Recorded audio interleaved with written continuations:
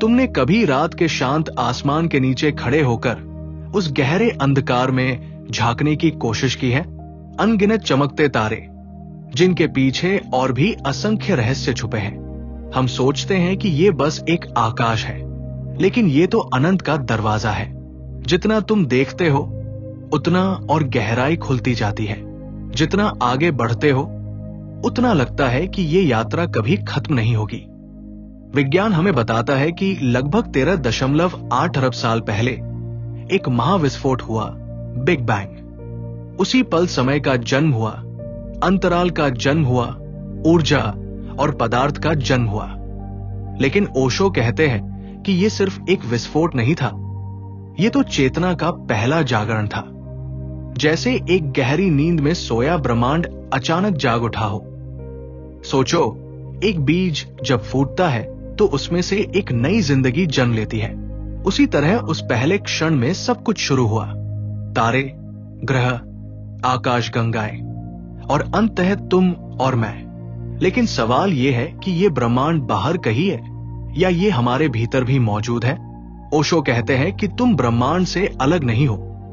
जैसे समुद्र से लहरें अलग नहीं होती, वैसे ही तुम इस अनंत चेतना से अलग नहीं हो। तुम्हारा शरीर मिट्टी से बना है, तुम्हारा खून उसी लौह और कार्बन से बना है जो कभी किसी तारे के हृदय में जला था।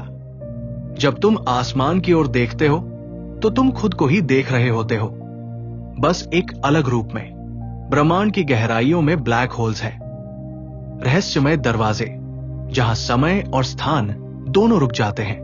विज्ञान उन्हें समझने की कोशिश करता है, लेकिन ओशो कहते हैं कि हर ब्लैक होल एक ध्यान का प्रतीक है।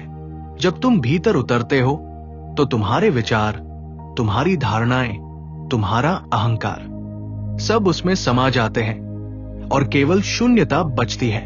और उसी शून्यता से नया सृजन शुरू होता है। अब जरा अपनी आंखें बंद करो और कल्पना करो, तुम अंतरिक्ष में तैर रहे हो। तुम्हारे चारों ओर अरबों तारे हैं। हर तारा एक कहानी कह रहा है, हर ग्रह एक गीत गा रहा है। कहीं एक तारा जन्म ले रहा है, कहीं दूसरा बुझ रहा है। कहीं ग्रहों पर हवाएं चल रही है, कहीं गहरी खामोशी फैली है।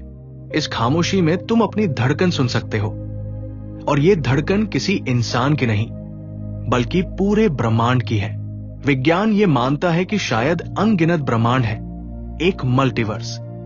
हर ब्रह्मांड में अलग अलग संभावनाएं हैं। शायद किसी और ब्रह्मांड में तुम अभी किसी और जगह बैठे हो, किसी और जिंदगी में जी रहे हो। ओशो कहते हैं कि यह विचार गलत भी नहीं है, क्योंकि चेतना की संभावनाएं अनंत है।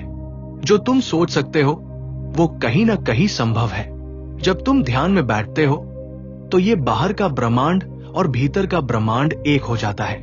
ये एहसास आता है कि समय एक भ्रम है, दूरी एक भ्रम है, और असली वास्तविकता केवल ये क्षण है। अभी यही वो जगह है जहां अतीत और भविष्य दोनों मिट जाते हैं। तुम सोचो, अगर ब्रह्मांड का कोई किनारा है तो उसके पार क्या होगा? और अगर कोई पार नहीं है तो क्या ये कभी खत्म होगा? ओशो कहते हैं कि यह सवाल ही गलत है, क्योंकि ब्रह्मांड का कोई किनारा नहीं, ये गोल नहीं, सीधा नहीं, बल्कि एक अनंत चक्र है। जैसे तुम्हारी सांस आती है, जाती है, फिर आती है, ब्रह्मांड भी सांस ले रहा है, अरबों साल में फैल रहा है, फिर सिकुड़ेगा, फिर फैल जाएगा।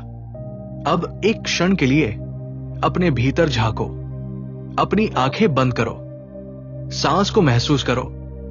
हर सांस के साथ तुम बाहर से ऊर्जा ले रहे हो, और हर सांस के साथ उसे वापस भेज रहे हो।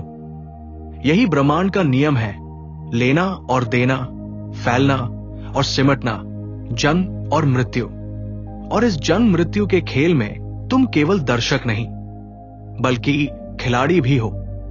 जब तुम इस सच्चाई को महसूस करते हो तो डर खत्म हो जाता है।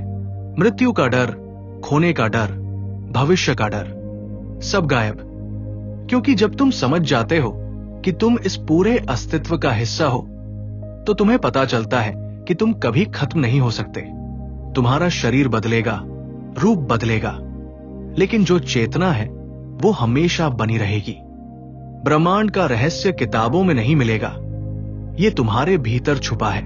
और जब तुम शांत होकर भीतर देखते हो तो वही अनगिनत तारे, वही गैलेक्सिया, वही अनंत अंधकार तुम्हारे भीतर जीवित हो उठता है।